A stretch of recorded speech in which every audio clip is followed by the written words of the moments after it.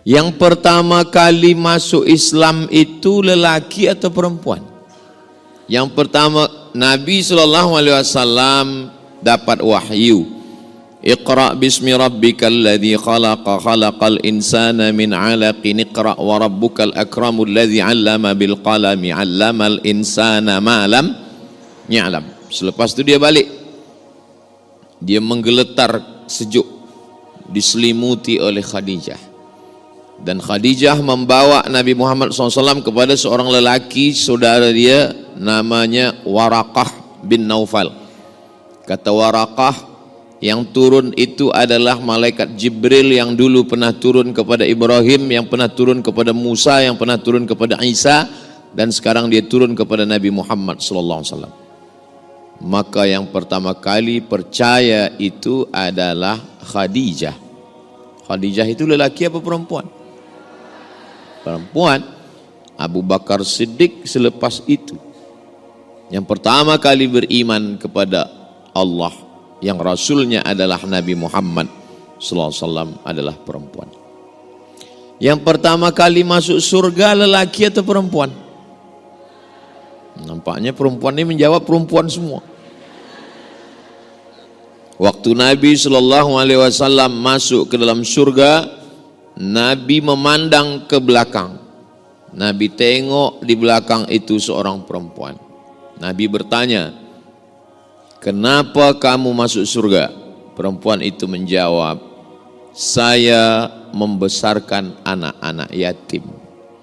Kematian suami, dia jaga dirinya, dia jaga harkat martabat kemuliaannya, dan dia jaga anak-anaknya.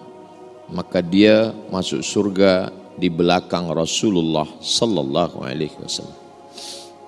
Surga di bawah tapak kaki. Belum ada lagi hadis surga di bawah tapak kaki ustaz. Tak ada. Ada seorang lelaki datang menjumpai Nabi Muhammad SAW. Saya nak ikut perang jihad supaya saya mati fisabilillah masuk surga. Kata Nabi, alaka min ummin, ibu engkau masih hidup? Kata dia, ada. Kata Nabi, ilzam rijlaiha fa thammal jannah. Kau jaga kedua kakinya, maka engkau akan masuk surga. Menjaga kakinya saja masuk surga, apalagi memuliakan kepalanya. Begitulah perempuan. Makanya ada satu kalimah hikmah, bukan hadis Nabi, an-nisa imadul bilad. Perempuan itu adalah tiang negeri. Idza salahat salahatil bilad. Kalau perempuannya baik, negeri menjadi baik. Wa idza fasadat, kalau perempuan rosak, fasadatil bilad, maka negeri pun menjadi baik. Saya sudah datang ke Brunei Darussalam dari tahun 2007. Sekarang sudah 2024. Barulah saya tahu rahasianya kenapa Brunei Darussalam ini baik. Rupanya karena ada perempuan-perempuan yang baik. Yang baru hari inilah jumpa saya secara khas. Selama ini dia di belakang saja, tak nampak. Hari ini Masya Allah, tabarakallah. Langkah, rezeki, pertemuan, maut, kuasa Allah subhanahu wa ta'ala. Tajuk kita pagi ini, mengelakkan fitnah wanita akhir zaman. Saya ringkaskan pada 7 fitnah. Kenapa 7 Ustaz? Kalau nanti ada Ustaz yang sebutkan fitnah wanita ada 10, ilmu dia lebih banyak. Kalau ada Ustaz yang katakan fitnah wanita ada 3, waktu dia lebih sikit. Saya hadkan pada 7 supaya kita boleh ingat baik-baik. Yang pertama fitnahnya adalah la takhda'na bil qaul. Jangan bersuara lemah gemulai. Tak boleh. Sebab kenapa tak boleh? Yatma'alladzi fi qalbihi marad. Ada lelaki fi qalbihi marad, di dalam hatinya ada penyakit. Bila dia dengar suara perempuan yang lemah gemulai mendayu-dayu, dia langsung dia terus macam kerasukan setan. Sebenarnya setan tak ada ganggu dia.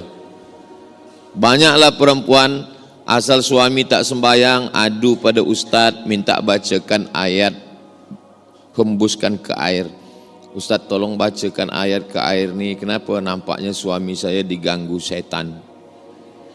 Bila kita bacakan, biasa kalau orang diganggu jin, hantu, setan, kita bacakan ayat, dia ada respon, dia ada macam. Tapi yang ini tak ada pun. Rupa-rupanya setan tak ada ganggu dia. Kata setan, saya memang dah lama tak ganggu sebab dia lebih parah dari saya lagi, kata setan. Jadi tidak boleh bersuara mendayu-dayu, lemah gemulai, lembut-lembut. Jadi mana tahu ada orang miss call, salah sambung telefon. Dia telefon, Assalamualaikum. Waalaikumsalam. Ini di mana? Bandar Seri Begawan. Tak boleh. Sebab berawal dari suara.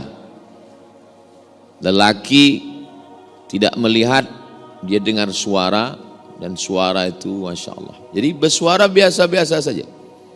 Tak perlu ada suara ni macam berangin-angin sikit. Nanti saya sebutkan macam perempuan pula bunyi saya, na'udzubillah. Jadi perempuan dari mula suara. Makanya ada setengah ulama mengatakan sautul mar'ati auratun, suara perempuan aurat. Setengah, tak banyak. Nanti bila ada orang mengatakan, betul ke Ustaz Abdul Somad suara perempuan itu aurat? Kalau suara perempuan aurat, maka berdosalah saya dari tadi. Dari tadi saya mendengar solawat. Saya masuk tadi dengar sambut solawat. Itu solawat perempuan kan? Kalau begitu berdosalah mendengar solawat. Berdosalah mendengar suara perempuan membaca Quran. Itu kan istri ustaz, lelaki yang lain tak mahram dengar suara. Maka makna suara perempuan boleh menjadi aurat kalau suara itu takhda'na bil qaul, merendah, mendayu, lemah gemulai, terlalu lembut, dibuat-buat. Adapun suara yang biasa saja, suara membaca Quran, suara bersolawat, suara marhaban, suara tala'al badru alaina, suara nasyid yang baik-baik, maka itu baik. Mana dalilnya? Sahabat Nabi bertanya kepada Sayyidatuna Aisyah tentang perempuan, mandi rambut ikatnya tak dibuka. Mereka bertanya kepada sahabat Nabi namanya Abu Musa al-Ash'ari. Kata Abu Musa al-Ash'ari mesti dibuka. Lalu dia ragu, dia tanya kepada Aisyah, Aisyah, wahai Ummul Mukminin, kami dah bertanya kepada Abu Musa al-Ash'ari. Kata Abu Musa al-Ash'ari mesti dibuka. Kata Sayyidatuna Aisyah, kalau dia nak cepat atau kalau dia susah, dia siramkan saja air basah pun sudah. Macam mana sahabat lelaki boleh mendengar suara Aisyah kalau suara itu aurat? Itu menunjukkan suara mengajar boleh. Khudhu nisfadinakum min Humaira. Ambil setengah agama Islam ini dari Humaira, dari perempuan yang kulitnya putih kemerahan kena cahaya matahari, Aisyah. Setengah agama ini diambil daripada Aisyah. Macam mana riwayat tentang Nabi wudu, macam mana Nabi mandi, macam mana Nabi dalam bilik, macam mana Nabi dalam rumah, itu riwayatnya daripada Sayyidatuna Aisyah. Macam mana dia meriwayatkan hadis kalau suara dia tak terdengar. Ini menunjukkan bahwa suara jalan tengah. Yang kiri mengatakan suara boleh sama sekali, yang kanan mengatakan suara tak boleh sama sekali. Wa kadzalika ja'alnakum ummatan wasata, yang pertengahan, suara ada yang boleh, ada yang tak boleh. Suara yang halal, suara mengajak kepada amar ma'ruf nahi mungkar. Adakah ustazah di Mesir itu? Ada ahli tafsir namanya Profesor Dr. Ustazah Syekhah Aisyah binti Syati. Lalu kemudian Raja Maghribi namanya Muhammad Al-Khamis menjemput beliau dari Kaherah untuk mengajar di universiti tertua di dunia, namanya Qarawiyyin University, mengajar di sana. Lalu kemudian Syekhah Aisyah binti Syati punya murid namanya Syekh Muhammad Rawandi. Itulah yang mengajar kami di Darul Hadis Maghribi. Lalu kemudian Syekh Rawandi punya murid namanya Prof. Dr. Faridah Zamru, perempuan pensyarah yang mengajar saya di Darul Hadis Institute di Maroko Maghribi. Maknanya perempuan ada mengajar, mensyarah di kelas. Jadi saya ingin jelaskan bahwa suara perempuan, al-mu'minun laki-laki, wal mu'minat perempuan, ba'duhum awliya'u ba'd, mereka saling tolong menolong. Ya'muruna bil ma'ruf, mengajak kepada yang baik, wa yanhauna 'anil munkar, melarang daripada perbuatan yang mungkar. Sekarang na'udzubillah, fitnah akhir zaman ini luar biasa.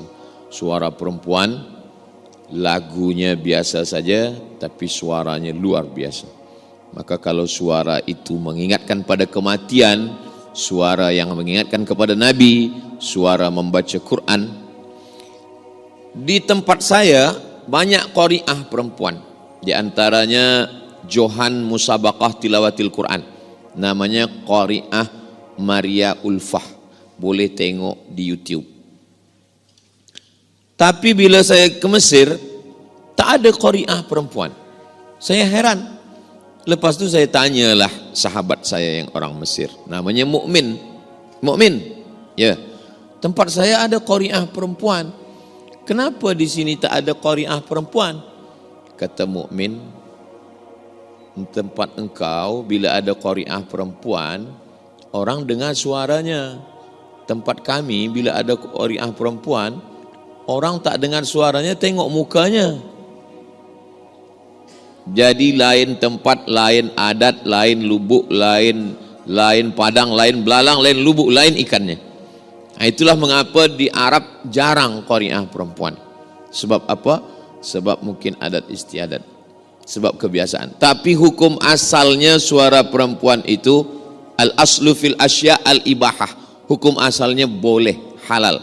Bila dia menjadi haram, kalau menyebabkan perbuatan maksiat. Bila dia menjadi haram, kalau memancing nafsu syaitan dan kepada yang buruk.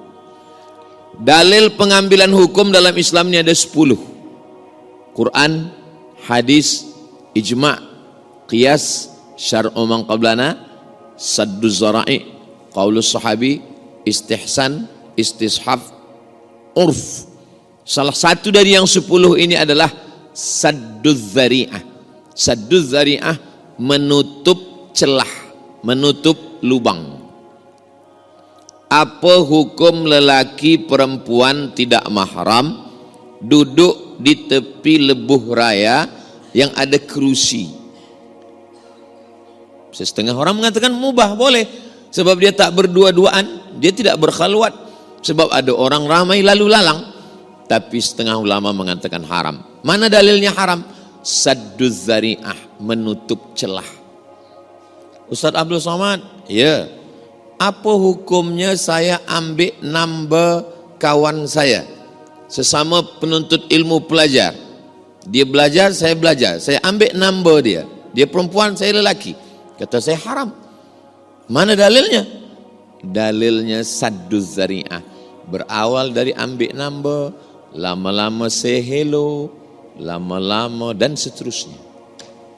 Maka menutupnya itu lebih baik daripada membuka. Oh, jadi kalau kami ambil tak boleh? Tak boleh, haram. Ustaz, kenapa boleh? Sebab ada isteri saya tengok. Jadi dalil pengambil hukum tidak hanya sebatas had terhad pada Quran dan Sunnah. 10 itu dikaji dalam ilmu namanya usul fiqh. Kalau halal, haram, makruh, mubah, sunat, sunan muakkad, itu namanya fiqh. Adapun ilmu yang menghasilkan hukum itu namanya usul fiqh. Usul adalah asas dasar daripada keluarnya hukum itu. Usul fiqh. Begitulah tentang fitnah yang pertama. Rasa-rasa dari penjelasan saya yang pertama nih, muslimat semua pernah tak mendengar suara yang merosakkan umat? Rasa-rasanya yang saya cakapkan nih ada tak terjadi zaman sekarang? Alhamdulillah. Kalau yang saya khawatirkan itu bila saya tanya, yang saya sampaikan nih ada tak? Rasanya tak ada lah Ustaz Somad. Bila rasa ada, berarti rasa yang saya tahu, yang saya rasakan, yang saya sampaikan ini rupanya terasa juga oleh jamaah. Baik suara penyanyi atau suara reporter atau suara pengacara atau suara apapun dia, kalau menyebabkan terbukanya pintu perbuatan maksiat. Bagi lelaki bila dia dengar, dia matikan. Sebab apa? Sebab itu pintu masuknya setan. Setan itu, kerja setan itu macam menengok api di lalang kering. Bila ada api, baru setan kerja dia mengkipasnya saja. Kalau tak ada api dia tak boleh. Apinya itulah suara perempuan itu. Bila ada suara itu, baru dia kipas. Makanya bila ada api, kita siram lekas dengan air, padam. Selepas padam, setengah mati setan mengkipas, dia tak akan. Sebab pintunya sudah ditutup. Pintu melalui telinga. Inna sam'a, dari telinga, wal basar. Mendengar suara, ingin menengok. Selepas nampak, berfikir. Inna sam'a, pendengaran, wal basar, pandangan, wal fuad, hati dan pikiran. Dari telinga, masuk ke mata, masuk ke hati, masuk ke pikiran, digerakkanlah kepada kaki, tangan, lisan, maaf, kemaluan semuanya. Maka ditutup dari pendengaran yang tak baik. Yang kedua, la yadribna bi arjulihinna, tak boleh memukulkan kaki ke lantai. Apa pula ni perempuan tak boleh memukul kaki ke lantai? Sengaja dipasang gelang yang berbunyi di kaki. Selepas itu bila lalu dipukulkan ke lantai, supaya dia berbunyi bergemerincing, kerincing, kerincing, kerincing, kerincing, untuk menarik perhatian orang banyak. Saya pernah bertamu ke rumah orang. Saya duduk di bawah. Tiba-tiba saya dengar kerincing, kerincing. Rumah dia 2 lantai, ada tangga. Saya tengok, tertunduk balik. Suara kerincing. Dalam hati saya, rupanya yang disampaikan Nabi 14 abad lampau ada terjadi zaman sekarang. Bunyi kaki gemerincing. Alhamdulillah, anak saya tidak saya pakasi bagi gelang kaki gemerincing. Sebab apa? Anak saya lelaki. Tapi ada orang bagi hadiah. Ustaz Abdul Somad, ini saya bagi gelang kaki. Kata saya, anak saya lelaki Tuan Haji. Ustaz pakaikan kejap, ambil gambar, lepas tu buka balik. Nak senangkan hati saja. Sebab adat kampung kami suka kalau budak kecil dipakai ke gelang kaki. Katanya. Saya pakaikan kejap, ambil gambar, kirim pada dia, lepas tu saya simpan sampai sekarang.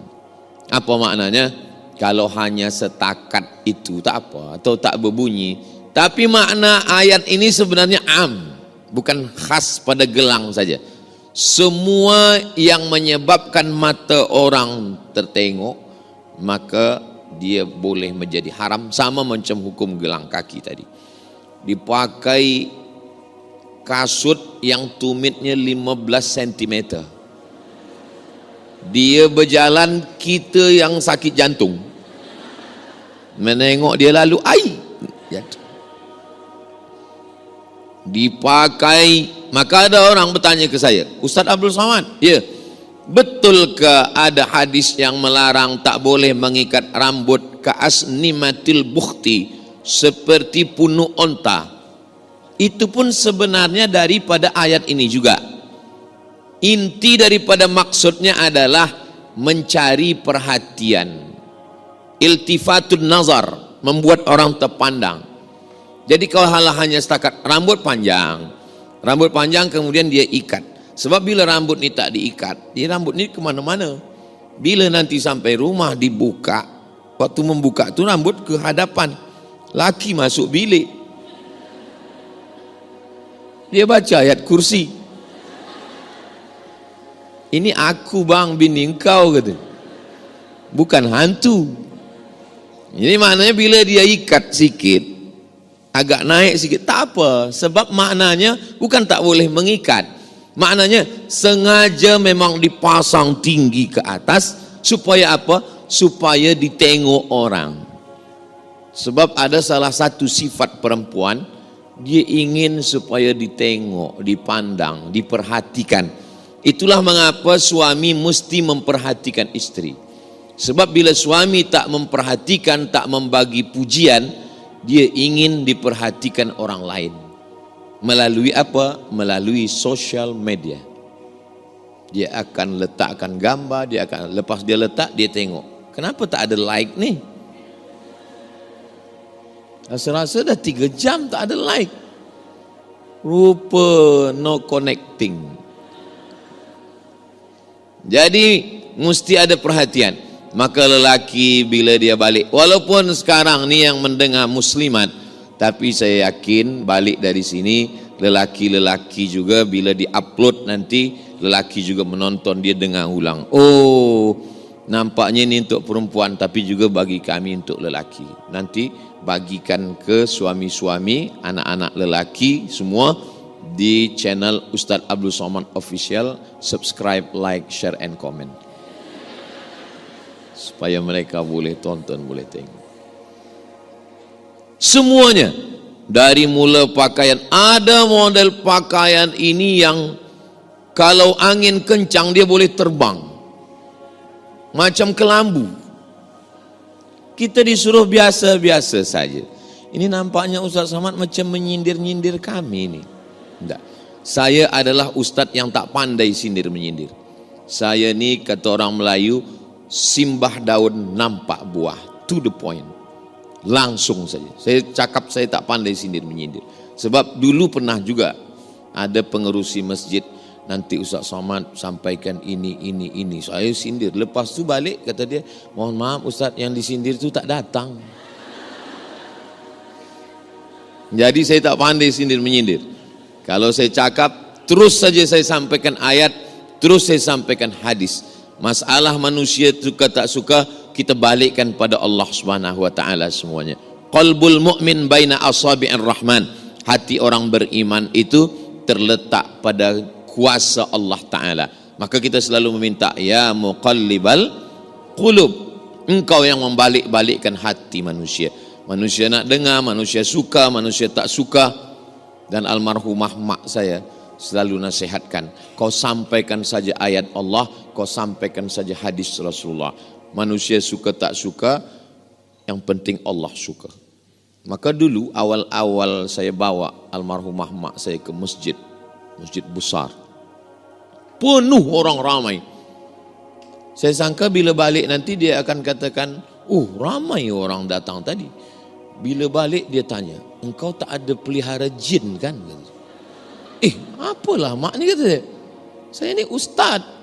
Aku takut engkau berkawan dengan jin, lalu kemudian jin itu menarik hati manusia supaya dia suka pada cakap engkau tak akan diterima Allah Subhanahu wa taala. Aku ni ustaz mak, takkan aku berkawan dengan jin. Jinnya ustaz juga, kata dia. Aku ni dari Mesir mak, dari Kahirah. Jinnya pun dari Kahirah juga, kawan-kawan Fir'aun. Jadi nasihat yang paling dalam adalah nasihat ibu, masuk ke dalam tangkai hati, jantung, kefikiran sampai hari ini. Jadi nasihat adalah supaya bertudung biasa saja, berbaju biasa saja, bercakap pun biasa saja. Engkau berlebih bukan kerana tudungmu, engkau berlebih bukan kerana pakaianmu, engkau berlebih kerana akhlak di hadapan Allah Subhanahu wa taala. Pertama, suara, Yang kedua, kaki. Yang ketiga, la tabarrajna tabarrujal jahiliyatil ula. Jangan bersolek-solek jahiliyah dulu. Rupanya jahiliyah zaman dulu pun sudah tahu bersolek.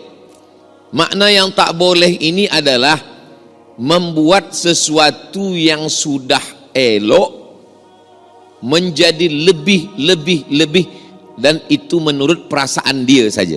Sebenarnya orang yang menengok biasa saja. Tapi wala umanniyannahum, kata setan, wala umanniyannahum, aku buat dia selalu bersangka-sangka, berhalusinasi, menyangka akulah paling cantik, akulah paling elok, akulah paling pasang sini, pasang sini, pasang ini, padam lampu.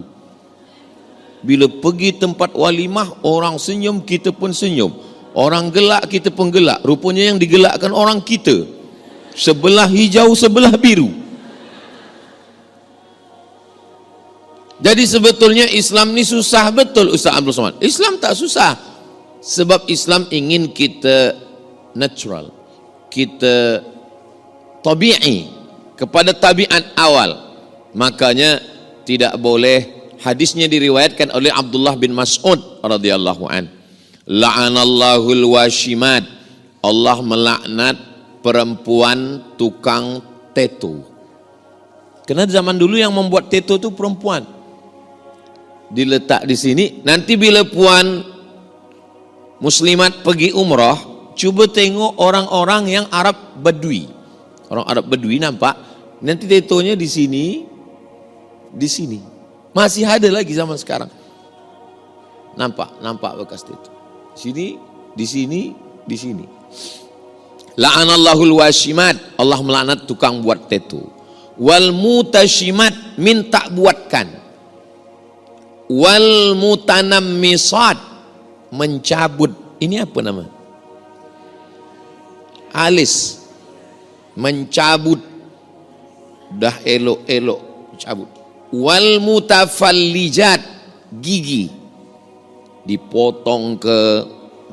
Wal mughayyirat, merubah lil husni, merubah yang dah elok menjadi merasa lebih.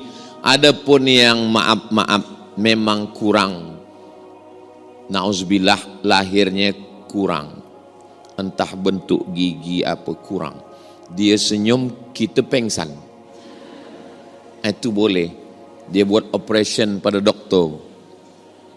Ini doktor. Sebab ini tidak normal, tidak tabi'i, tidak seperti nature. Maka dia boleh balikkan kepada bentuk semula, boleh. Bentuk tumbuh rambut, atau alis ni sebelah tumbuh, sebelah tidak. Kemudian pergi ke Turki, Istanbul untuk menanam. Rambut ni boleh ditanam, itu boleh, sebab balik kepada bentuk normal. Sebab bila dia pertahankan macam itu, orang pula berbisik-bisik, tertanya-tanya, kenapa hilang? Entahlah, kena sambar petir, kata dia. Adapun yang sudah elok, bila manusia merubah sekali, kata setan, ubah 2 kali. Pertama ubah ini, setelah itu ubah ini. Kata setan, ini kurang panjang, kunjukkan sikit. Nanti buatkan lesung pipit sini. Sudah ada sini, buatkan sini, buatkan sini. Saya macam-macam. Ini. Na'udzubillah. Semua. Padahal sebenarnya itu dia saja dalam pikirannya merasa. Karena bisikan setan. Sebetulnya kita yang menengok biasa saja. Orang yang sudah berpuluh kali operation, bila kita tengok, muka orang sama semua. Muka yang buatan manusia itu sama. Saya bila bercakap macam ini, baik muslimat yang ada di masjid, salihin, maupun yang mendengar melalui streaming atau yang nanti melalui channel, kunci mendengar tazkirah Ustaz Abdul Somad dan ustaz-ustaz lain satu saja, jangan tersinggung. Beberapa jamaah mendengar tersinggung, balik meninggal. sebab kita nak belajar.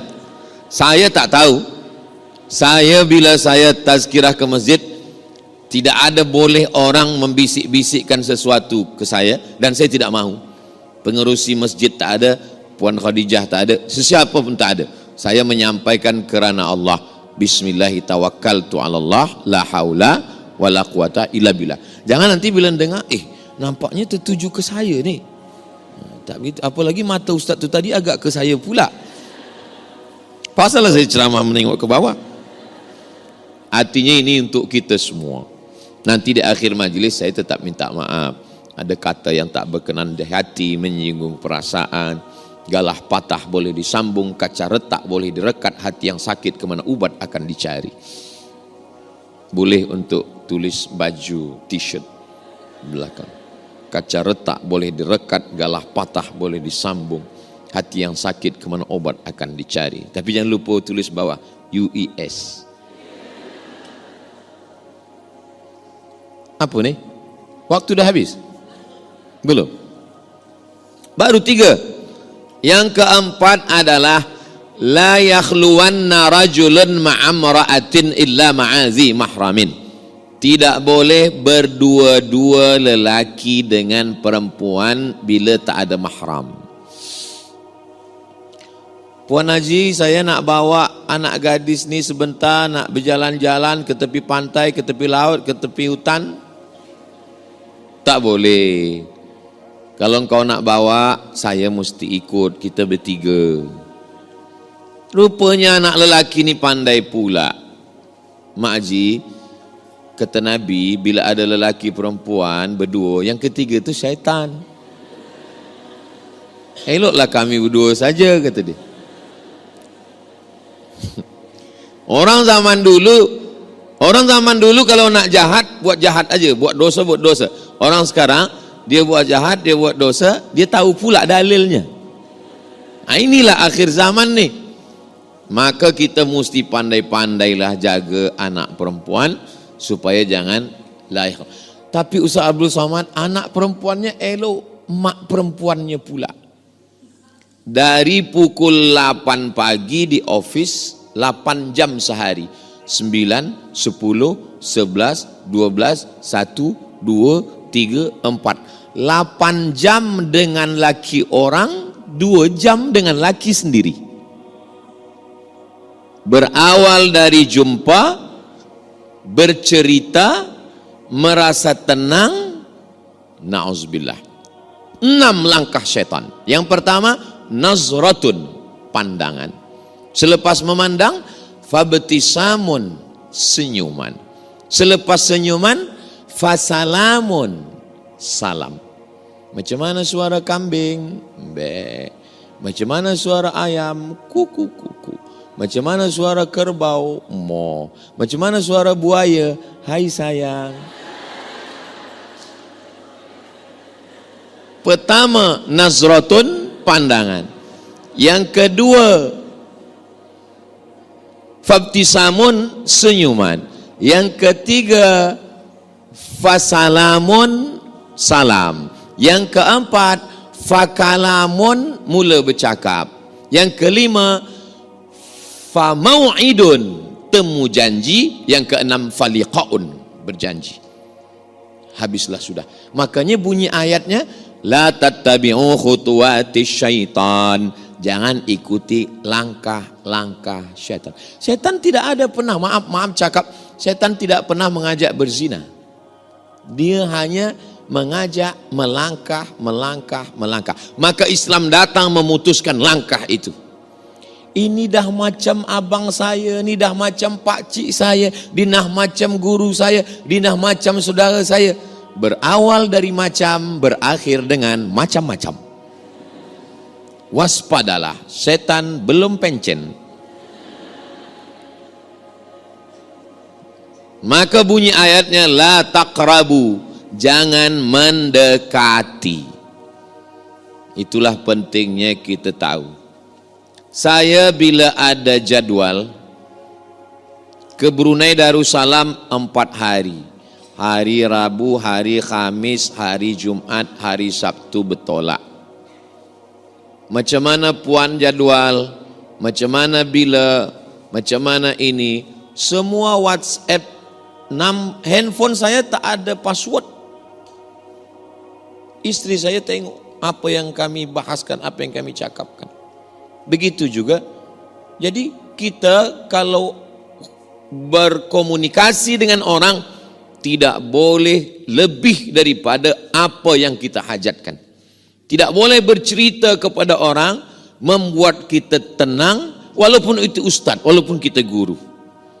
Ustaz Abdul Somad, saya nak menceritakan sesuatu nih, datang ke rumah. Kalau kita ke tempat makan, jangan, nanti saya membayar. Tak apa juga, bukan saya ni bakhil, pelit. Saya tidak mahu nanti jadi fitnah. Datang ke rumah, nanti istri saya ada, dia akan dengar. Jangan tulis sini, jangan kirim voicemail, jangan video call. Dan handphone tahu semua. Supaya apa? Sebab kita pun tahu, kita manusia juga. Orang jatuh bukan pada lubang yang besar, tapi dia jatuh pada kulit pisang. Kenapa? Kalau lubang besar dia hati-hati, takut. Tapi kalau kulit pisang dia, disitulah dia akan jatuh. Maka kita mesti berhati-hati. Ini tentang masalah berdua-duaan dengan yang tak mahram. Berangkat dari rumah pukul 7, masuk office kerja pukul 8, pukul 12, pukul 1 makan siang bersama, petang balik ada jam, sampai rumah mandi siap-siap maghrib, maghrib makan lepas isya, 9, 10 hanya 2 jam dengan suami dan anak, itu pun scroll WhatsApp, Instagram, Telegram, FB. Ustaz Somad cakap pasal FB, pasal Instagram. Ustaz pun ada Instagram juga? Ada. Yang mana Instagram Ustaz Abdul Somad? Yang follower 8 juta tu lah. Maksudnya yang belum follow lah. Isinya tak ada lain daripada tazkirah, nasihat, dakwah, tak ada macam-macam. Dan saya tak tahu passwordnya.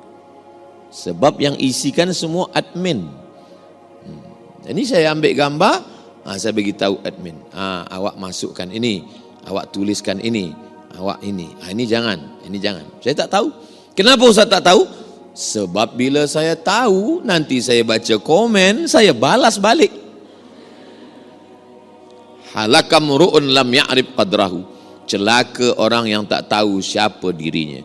Saya yang paling tahu diri saya, kelemahan saya.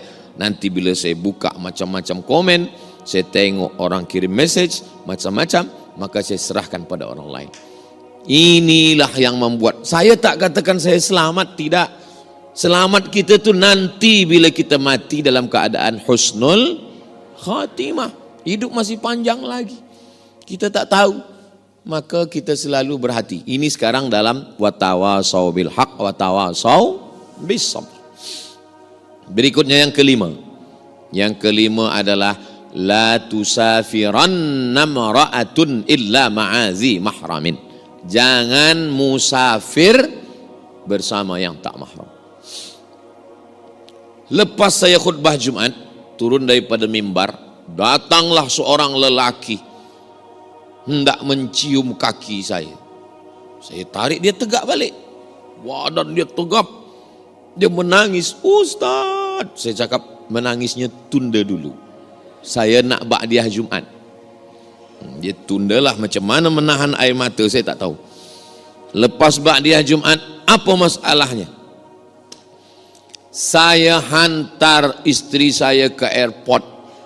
Dia nak pergi keluar, nak kerja dengan bos. Saya katakan pada bos, bos tolong tengok dan jaga isteri saya ni. Kata bos saya akan jaga. Rupanya betul-betul dia jaga, Ustaz.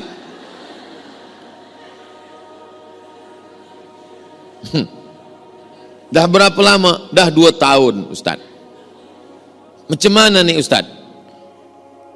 Putuskan daripada office dia, awak pindahkan tempat lain, awak pegang handphone dia, putuskan kontak, jaga.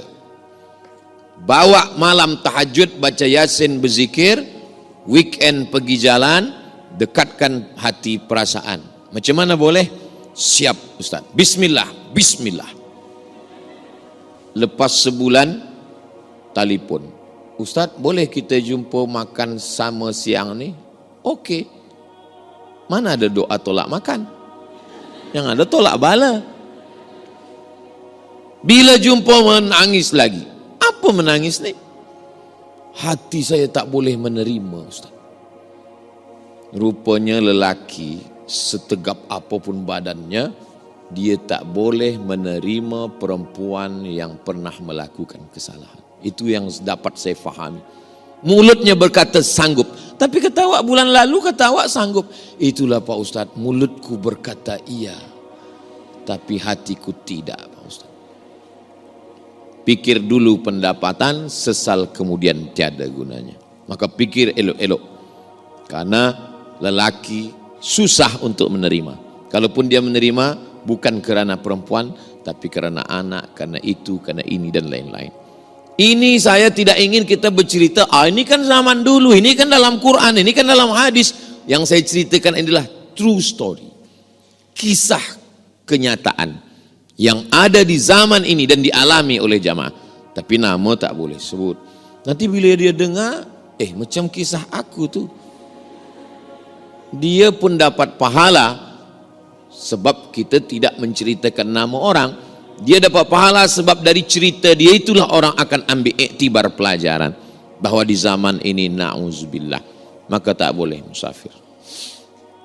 Bila ada orang nak kontak, nak tanya ustazah macam mana, dia tanya ustazah yang lain.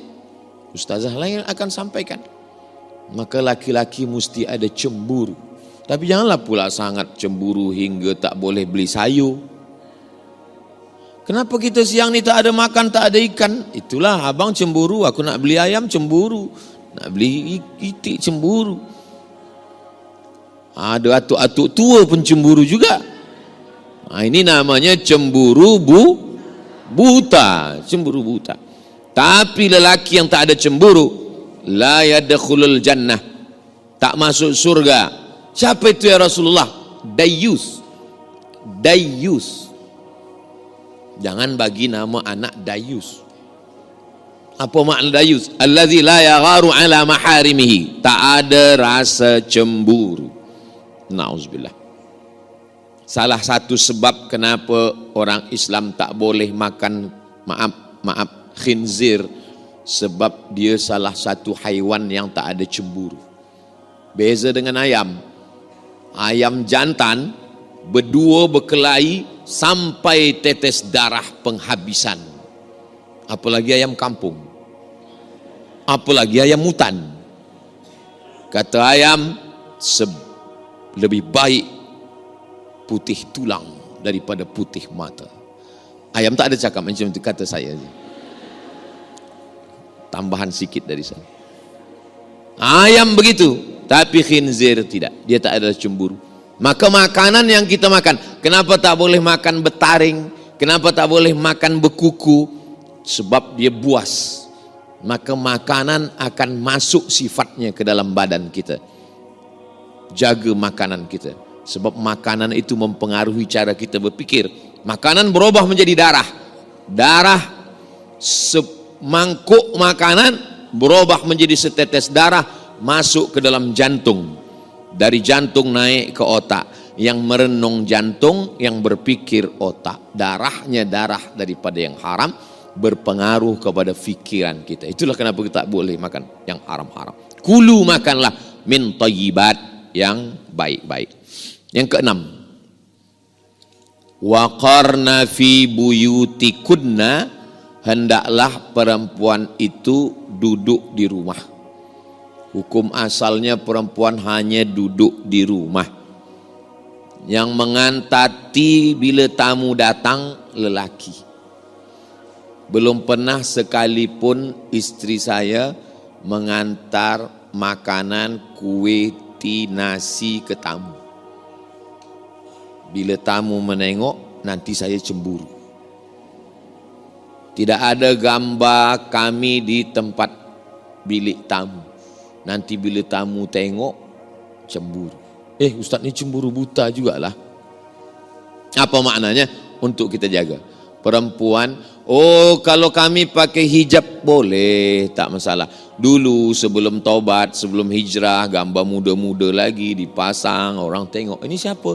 Bini kau. Oh, dia dulu cantik juga ya. Ada hati manusia. Hati ini kita jaga. Maka jagalah hati. Kita nak pergi bawa kereta. Yang guna kereta drive tangan. Yang tengok jalan mata. Yang guna kaki. Tapi bila kita tengok di tepi jalan tertulis hati-hati. Kenapa tak tulis mata-mata? Kenapa tak tulis kaki-kaki? Sebab kita mesti jaga hati supaya jangan sampai sakit. Tahu semua. Begitulah Allah Subhanahu wa taala menjaga hati. Jadi kalau hati kita, saya pagi ini boleh menyampaikan selesa karena yang menyampaikan dengan yang menerima hatinya sama-sama terbuka. Tanyalah pada ustazah, ustadz yang biasa bagi tazkirah, macam mana rasanya menyampaikan kajian pada orang yang hatinya tertutup. Susah kita. Pernahkah ustadz mengalami macam itu? Ya, berat, rasanya payah nak bercakap. Bila tu ustadz? Tazkirah sebelum buka puasa. Saya tidak mahu diminta bagi tazkirah sebelum buka puasa. Sebab apa?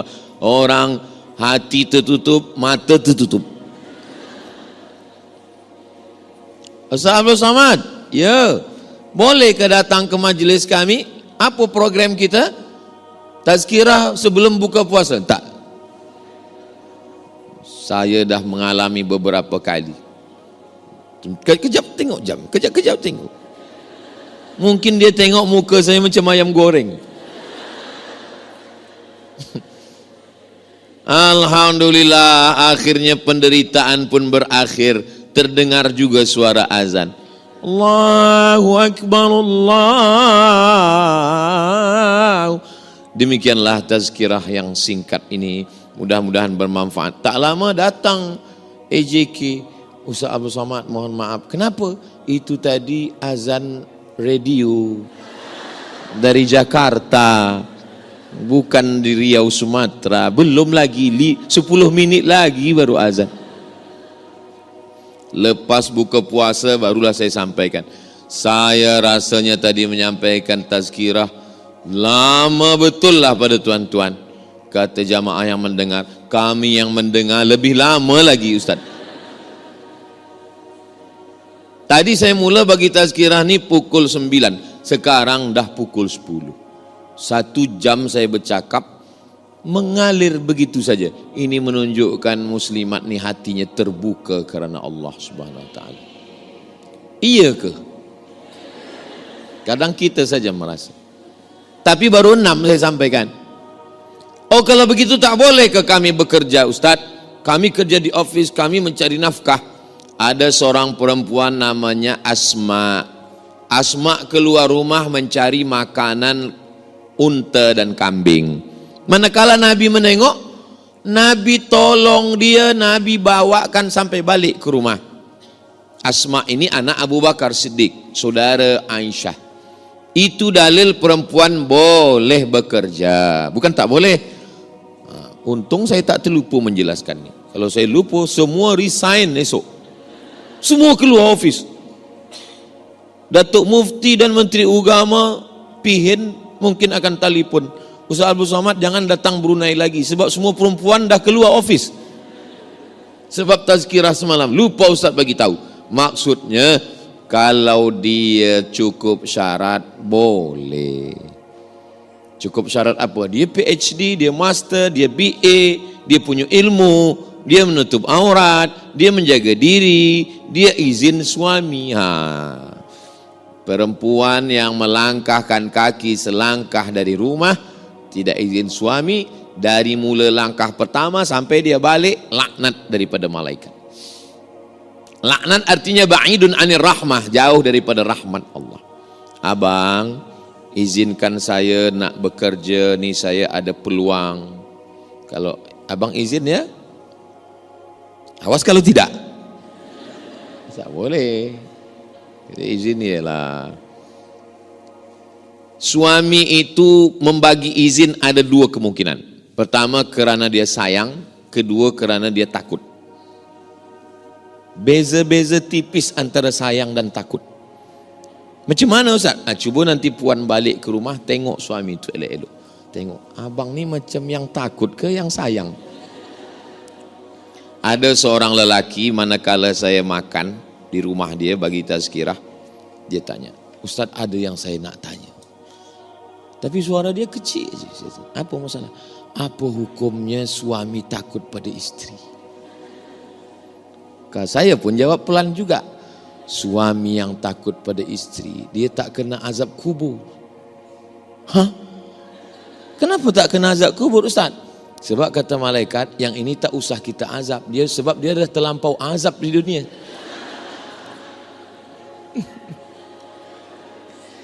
Semua perempuan itu yang membebel, yang bercakap, itu semuanya bukan kerana dia jahat, tapi kerana dia ingin suaminya selamat. Betul? Nah, betul, mengaku semua. Abang di mana, balik pukul berapa, mana duit, ini ada kain, jangan lupa bawa sembayang, ini dah sembayang atau belum, miss call, ini dah di mana, dengan siapa, di mana, tanya. Kenapa Ustaz tahu? Sebab banyaklah jamaah kejap-kejap ambil gambar dengan saya, kejap-kejap ambil gambar. Lama-lama saya, awak dah ambil gambar hari ini 3 kali, kenapa? Nak kirim pada orang rumah Ustaz. Sebab bila saya kirim ke dia dengan Ustaz, dia tenang. Engkau dengan siapa? Aku dengan kawan yang mancing. Oh, kamu mancing apa ni? Mancing masalah. Dengan siapa? Dengan Ustaz Somad. Alhamdulillah. Padahal dengan saya kejap je, lepas tu dia pergi. Maka perempuan boleh bekerja atau mohon maaf pendapatan suami kurang. Jodoh kita tak tahu. Lalu kemudian dia bekerja, boleh. Abang, aku ni bekerja. Sebab apa? Sebab nanti bila ada zakat, aku bagi zakat.